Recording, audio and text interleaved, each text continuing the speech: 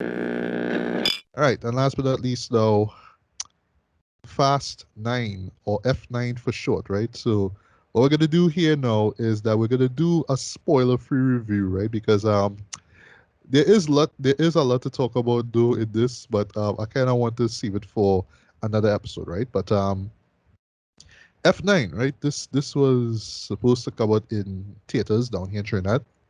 Unfortunately, we did get to see it there, but we had to wait for a while until it came out on VOD, which it did. So yeah, your boy had to watch this on a 19-inch monitor with his soundbar on, try to emulate the feel of being in a cinema, right? And yeah, you know what I mean. But yeah, this is the official follow-up to the Fate of the Furious, right? Which was a Fast and Furious movie that I did not enjoy as much as all. I believe I gave it a 3.5 out of 5 though, and this is coming from someone who actually started really enjoying the series from Fast Five, right? I have enjoyed five.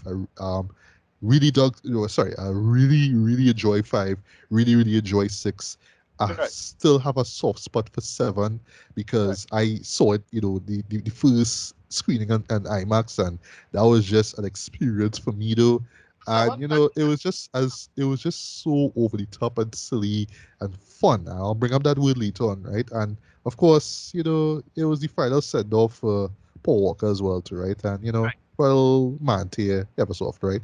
And then Fate of the Furious happened though, and while it did try, emphasis on try, to top what it did with Seven, I just felt like they just kind of missed the mark as far as the villain, right? Which was Charlie Theron, who played Cypher. Because I got more out of Cypher instead of her just being this, I'm just this evil hacker who talks like this and works from the sidelines while all my goons get shot at and blown up and all that kind of stuff, right? The third act, yes, is very well done and whatnot with the submarine and all that kind of stuff, though. yeah, But yeah. and I'll bring this up here with F9. I just felt where they just dropped the ball, though, was the kind of pseudo serious vibe of it, though. In particular, having, Dom, played by Vin Diesel, suddenly go rogue and, oh my God, he betrayed us, oh no, and making this thing so serious when in actuality it isn't, right? And then of course, there was Hobson Shaw, which was exactly what I expected it to be. Though it was a nice, little 80s buddy action movie throwback joint, basically. Just with some sci-fi stuff, basically. And the laws of physics, which absolutely don't work at all, because it's a Fast Furious movie, right? But yeah, I mean, for there though, it was a nice little spin-off there. But for me, I was thinking, okay, well, F9 is gonna somehow connect to this one because there was this some sort of secret organization that's doing all these evil things, right? And I thought that Cypher was gonna be part of it, but apparently no, she's not. So it's like whatever. And last thing I'll say before get to your quick thoughts on F9, sorry, on the series up to F9. Um, well, now apparently The Rock will no longer be starring in these Fast Furious films anymore. Like he just kind of done, you know what I mean? Because It's time for him to move on. yeah, because behind the scenes he's not the best. He and Vin Diesel are the best of friends, right? So it's like what all they do, all they 10 F10 or FX. I think that's what it should be called. And I think if I'm not mistaken, I hear this through the grapevine, it might be a two-parter because Yeah. why not, right? Oh, Yeah, it's like yeah, go ahead, man. I good, I fine, I do Black Adam, so yeah, fuck you all, right? So yeah, so thoughts on the well from F5 up to you know Hobson Shaw, you know what I mean? That they will jump into F9. Right, yeah, yeah. No, yeah, for me, F5 I enjoyed, for it is, I had a lot of fun with it. I remember enjoying F6 a lot more than that, and simply because of the villain, like what the villain represented, and it was a real soap opera, bringing back Letty and everything. Yeah. Um, Oh, by the way, still the best villain in this franchise, yeah, yeah, bar yeah, none. yeah, exactly. I still really liked what is Owen Shaw. Yeah, I thought Yeah, Owen Shaw, still the I best enjoyed villain. I enjoyed two things. One thing that why Owen Shaw works is that he was literally the anti. They do the whole Dark Mirror version of the family, Yeah, with by having him be philosophically different from Dom's character, which I like. And then they one thing that that all the Fast and Furious where does work is if you tap into something in car culture. They do the F1 racing thing. It's like, yeah, that's like they're finally doing this. Great. Um, and then Seven I thought was a missed opportunity because my attitude with Seven is that I really wanted the transporter. They should have do that. Right? He's a Right. character that they should have either outright have him be the same character from the transporter or have him be really similar to the character from the transporter.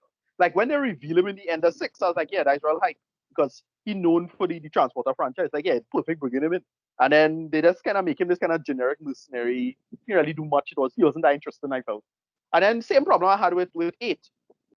You know, she is known for a popular car culture franchise Mad movie. Max Fury Road, yo. And then yeah, they just have The a be best movie of the decade, yo. yeah, exactly. So they have a be this you know vague hacker character. I was like, yeah, let's give us Furiosa, like give us a character similar to Furiosa. Whatever. That's how I feel about I that one. remember you see instead of her just being in some base operations, have her be in some car and she just doing this stuff from there, right?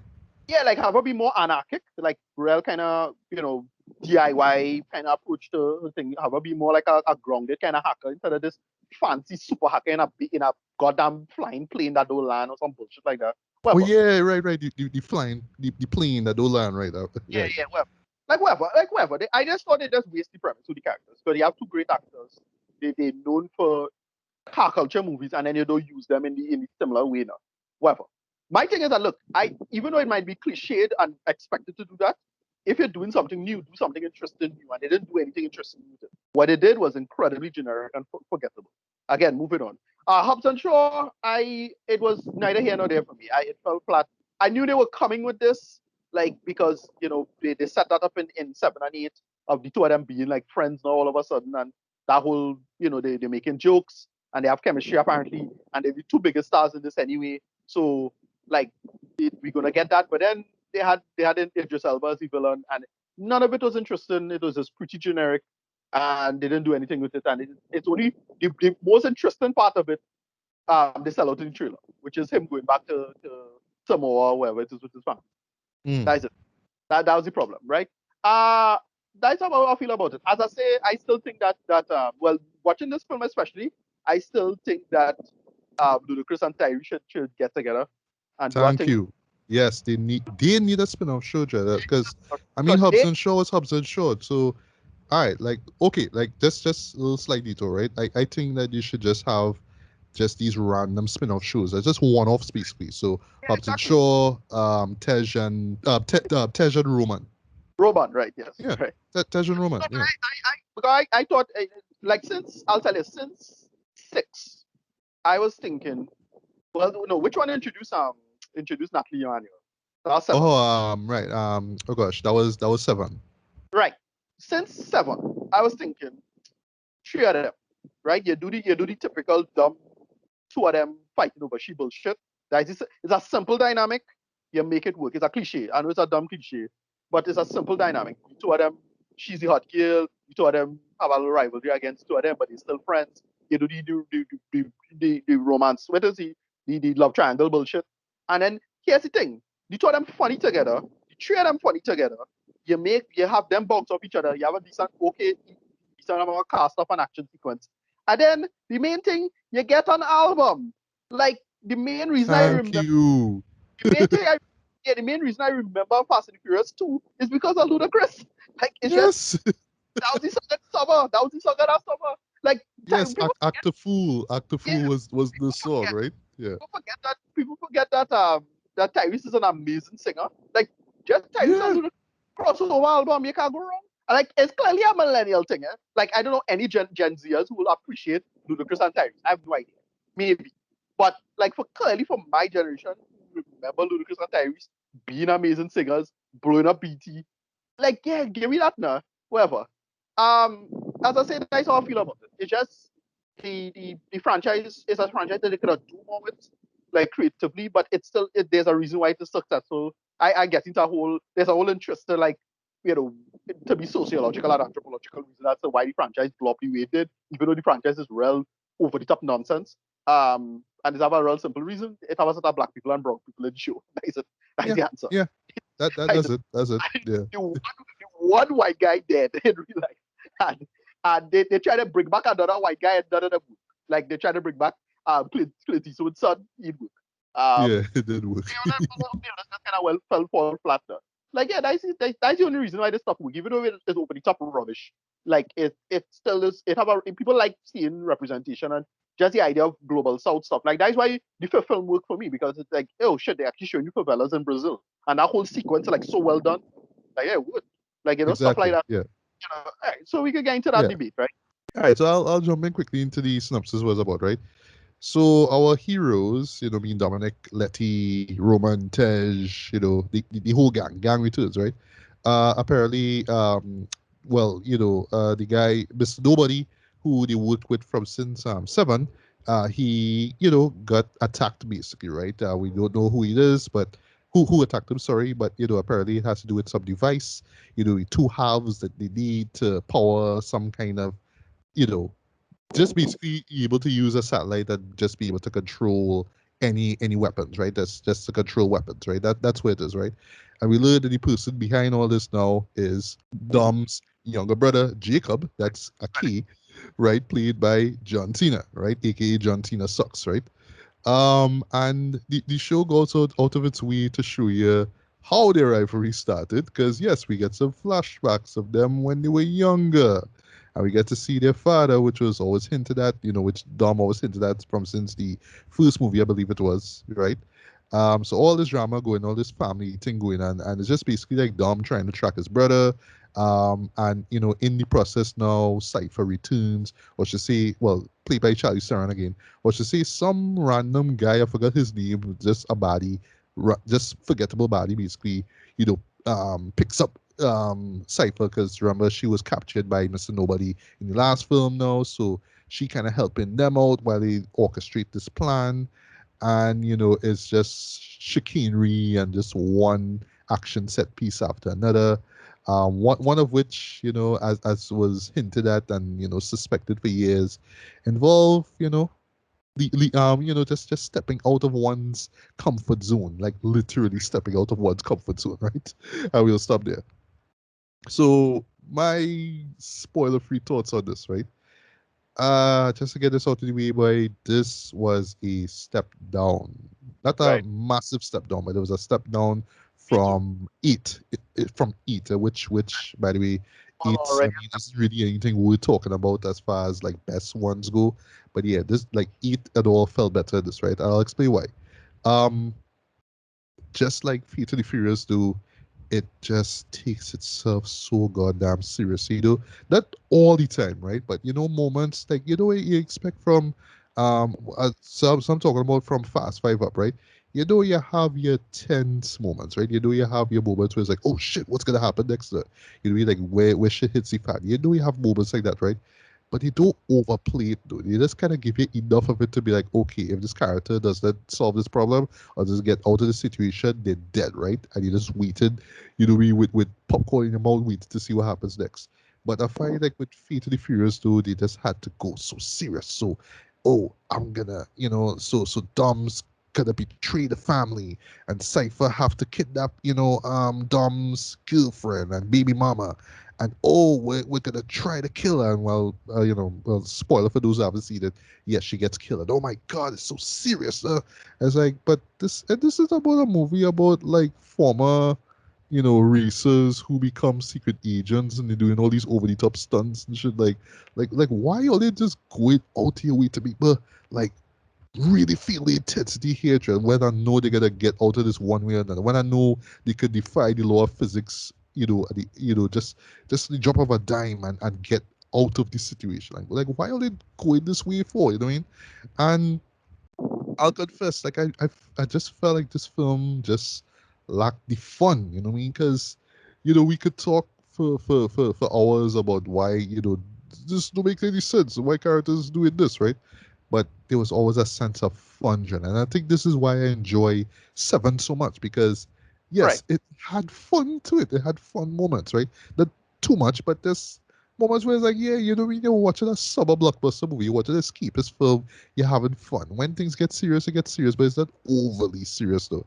I felt like Nine just following this trend that, you know, we have to be serious because I think I know the reason why. Like, clearly, this, like, for me, like, how I sort of envision the series playing out, right?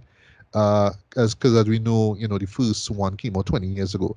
I felt like this should have been FX. This should have been the end.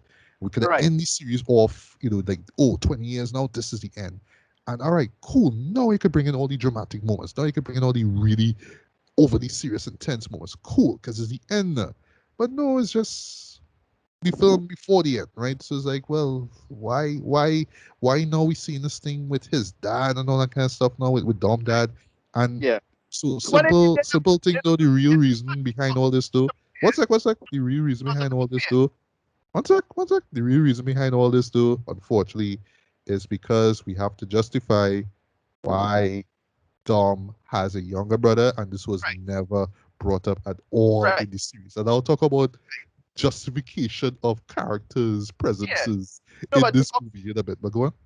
so to be fair, remember they did mention Dub's dad audio unless the full from the first film. Eh? Like, Right. I know with the whole wrench thing. yeah, I know. he Yeah. died, right, and how the father died and how that whole thing. So I actually surprised that they didn't do this before. Like it was high time. Yeah. Like okay, like I appreciate the effort put into at least showing a little backstory into Dom and who he is, how he is, who he is there. And I like how they compare to him being a dad now, right? Cool. But again, I just feel as if this was just there to show, hey, he has a brother. Let's show you how. Oh, let's stop. Sorry, let's stop.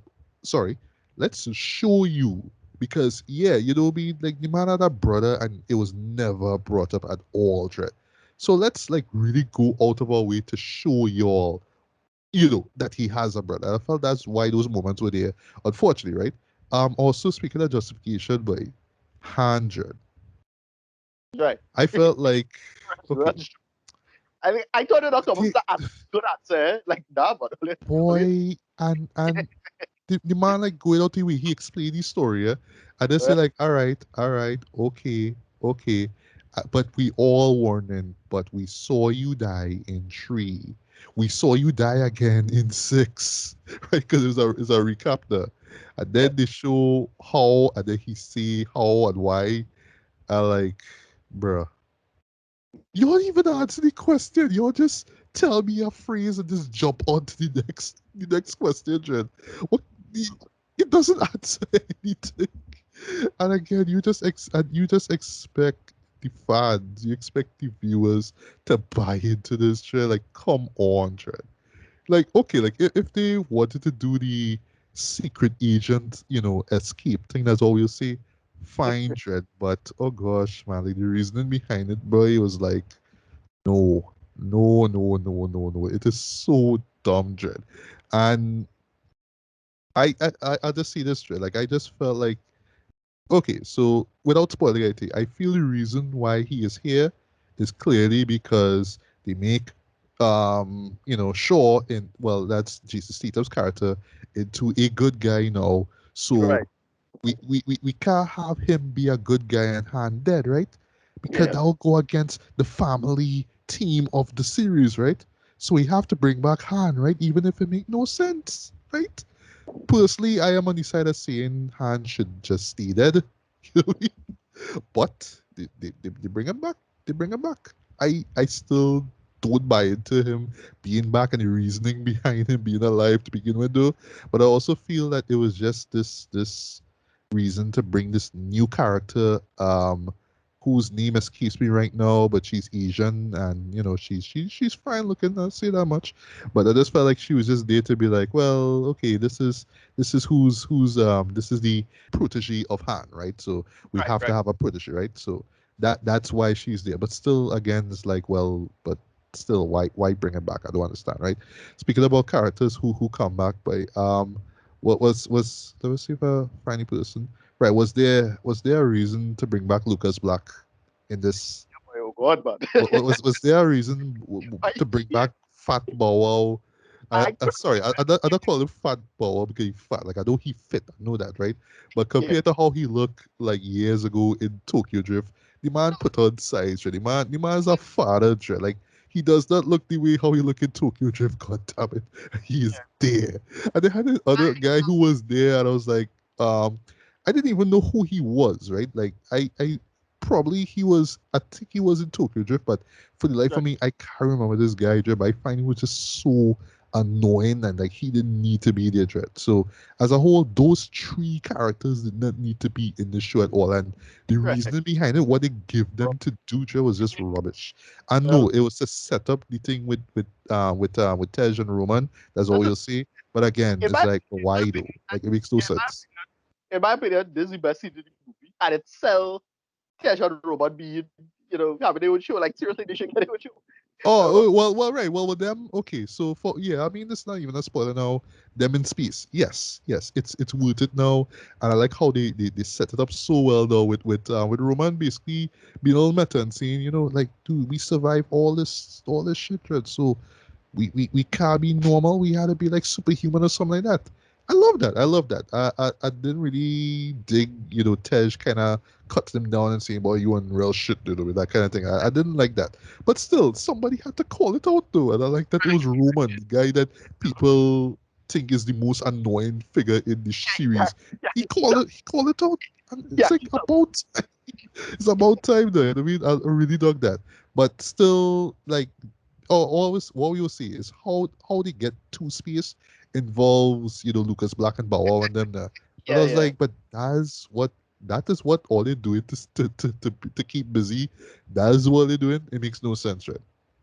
Also, let's wrap it up, right? Also, Cypher, they underuse her yet again. Right. She's barely in the show. She didn't even need to be there Yeah. because I didn't even know that this random Here's my problem. British, sorry, this random European billionaire bad guy was going to be like the middleman or some kind of thing. I didn't know it was going to be like that. So why not just have it be him and Cena? Because they were working together, right? But no, you Right. bring in Cipher because we have to follow up from F8, right? And Listen, I'll talk about John Cena afterwards. But go on. it's the same mistake they make with oh gosh, the villain from Mission Impossible. Same mistake. All right, right, right. Where he was so prominent in the first film and in the second film, he's Right. literally in a cage Yeah, just yeah, talking. great. Yeah, he was great in right. So I thought he was great in Rogue Nation. I actually really liked him in Rogue Nation. Me And too. then He was a great villain, and then Fallout, he's just a man in a cage, they just decide you know. they decide to bring him back, and they bring him back for dumb reason. And all they had to do is just have him be like in the background, and just have Henry Cavill's character be his disciple. That's it. Don't bring him back. Like have Henry Cavill be his disciple or be a bunch of them working for him, whatever it is. Same problem. They decide to bring her in. She served no purpose. She just did because she have a contract. That's how it come across. Right, right, exactly. Speaking of Cena though, I have no problem with Cena at all. All right, I do like how he got into the bad guy role though, but I felt we could have gotten more of him. There was moments, especially in the second act, where he was barely there.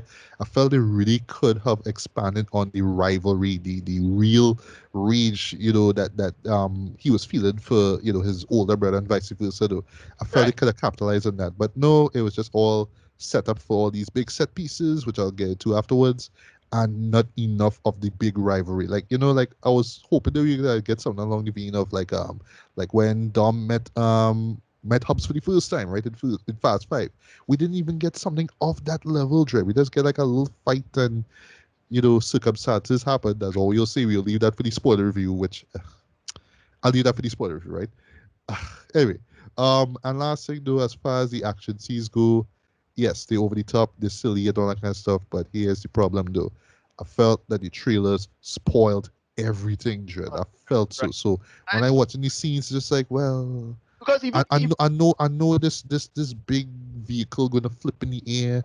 I know about the magnets. I know about this. I seen that. I felt the trailers spoiled too much, right? Unfortunately, like you do get a few other scenes of insanity, right? Because yes, it's visual insanity. It's so over the top. It's a cartoon now, right? Yeah. Even right now to the whole Kazan thing that we were laughing at, yeah, like what I see does, it's like, well, the uh, Kazan thing didn't bother me because it was the beginning of the movie. It was pretty early.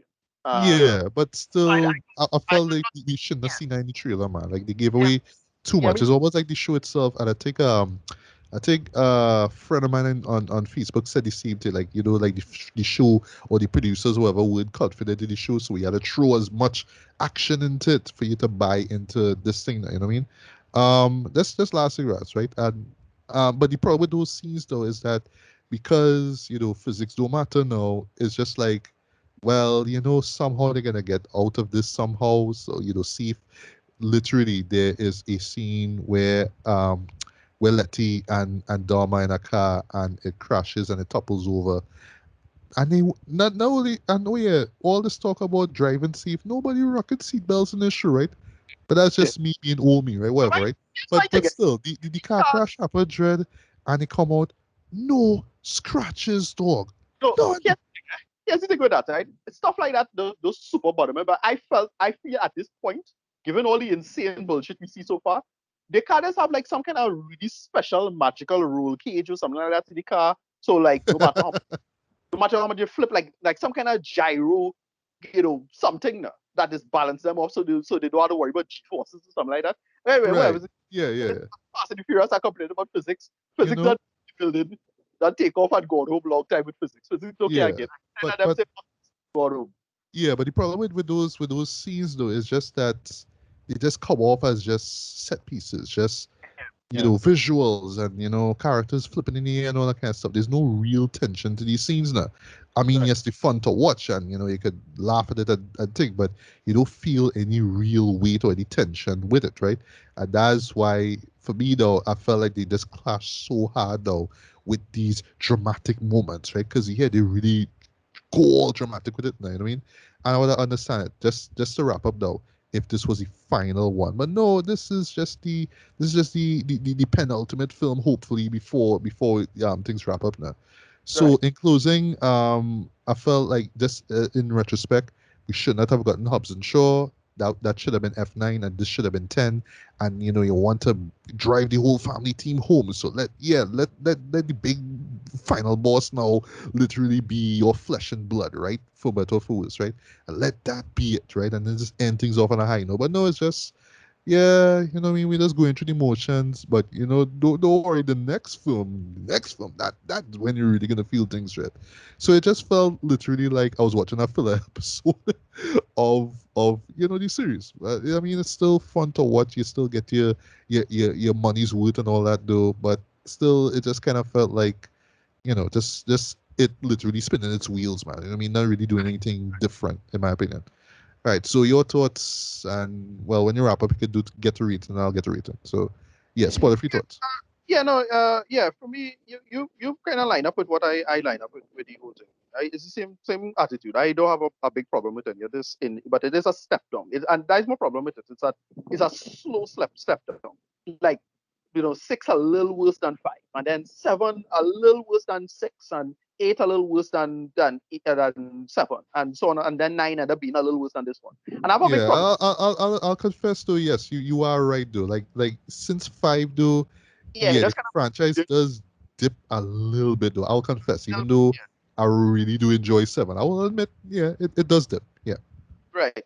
And that's what kind of my whole issue with it is that I felt for a franchise that should be stepping up, it only stepping down, and it could I felt they could have been like making, I don't know what to do, but it just makes sense of it.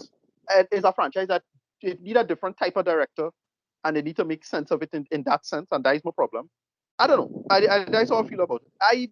It didn't bother me too much because I expected it to be much weaker than the first one, than the last one. Sorry, that it's like I expected it for what it is.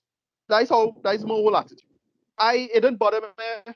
It's goofy. The action sequences could be well better thought out. That's the problem. Somebody need to sit down and just make it zany and have a alright script. Like they're missing that talent because really just coming across like this, they just going through the motions in terms of a story. Cut the fat, make it work. Look, the next spin-off should be Roman and Ted or whatever it is, right? Do that, see if it work, make it funny. That's another problem I have with this. It's a lot less funny. As you say, why does they bring in all this seriousness all of a sudden? With this, as a final film, you're right. But with this, We will see. Whatever. John Cena was surprisingly flat in this. I really thought that he could work because he's a funny guy, right? Yeah, yeah.